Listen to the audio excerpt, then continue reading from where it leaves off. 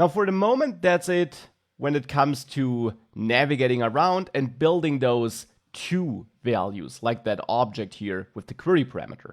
I now want to move on to another feature which can be useful in some applications, and that would be multiple router views on the same level.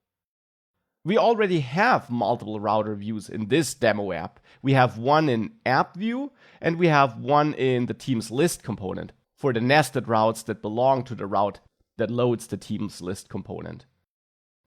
But you can also have multiple router views on the same level, so for the same set of routes. For example, here in app view, we could have a footer element, let's say, but that's not mandatory. But in there, we could have another router view. Now, of course, having two router views on the same level, which are therefore dealing with the same routes, will not be too helpful just like that. If I save that and I reload, we now just see that every page is loaded twice. Of course, because we have two router views. That's probably not the behavior you want. But instead, multiple router views on the same level allow you to add another cool functionality. You can load multiple components per routes and then send them to different router views. Now for that, let's say we have a teams footer.view component, which has a simple template where I say teams footer, just so that we can recognize it.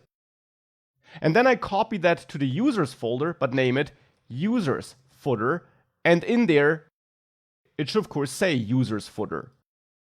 Now in reality you would have more in there than just text, but the main thing is that you have two different components that should be loaded as a footer depending on whether you're in the teams area or the users area of pages. And that could absolutely be a requirement you have in your app. With the view router, that's easy to implement. In your route config, you can register more than one component per route. Here, for example, on teams, instead of just having one component here, we can add components, so plural.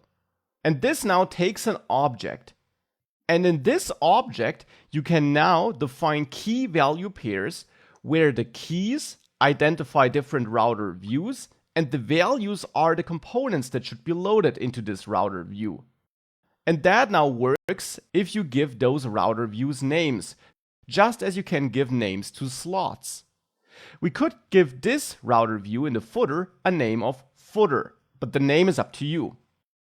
We could also give this router view a name, but just as with slots, you are allowed to have one unnamed router view on the same level, which will then be the default router view. So now here, back in our route config, we can add a key of default to point at this unnamed router view and set up the component that should go into that default, which in this case is the teams list. But we can then also add a footer key here, pointing at that router view named footer, and set up the component that should be rendered in this router view. And that's a component I have yet to import.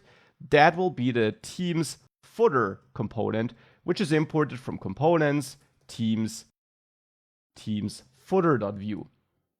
And when we're already importing stuff, I can also already import users footer from components, users footer.view. And now it's the teams footer, which I want to set as a value for the footer outlet on my components here. Now I don't need to change anything about the nested child route here. Here I still only want to load one component, but the parent has more than one component here, as you can tell. Now we can also do the same here for the users. On the users route, instead of using component, we could use components, set the default to users list, and the footer outlet to users footer, sorry. So now we're using these named router views for users and teams. And for all the routes, like this catch-all route, where we just have one component, that one component will always go into the default unnamed router view. So we don't need to set up components here if we only have one router view we want to support here. With that, however, we can save that. And now you see our team items, our teams, and then the teams footer. For user, you see the users footer and the users, of course. If I select a team, we see the team members and then still our two different teams components down there. And if I enter anything invalid, we still just see one not found route. Because as I said, that then goes into the default unnamed router view. So named router views can be helpful to allow you to construct more complex user interfaces where you want to load more than one component for a given path. For example, to not just have flexible main pages, but also flexible footers.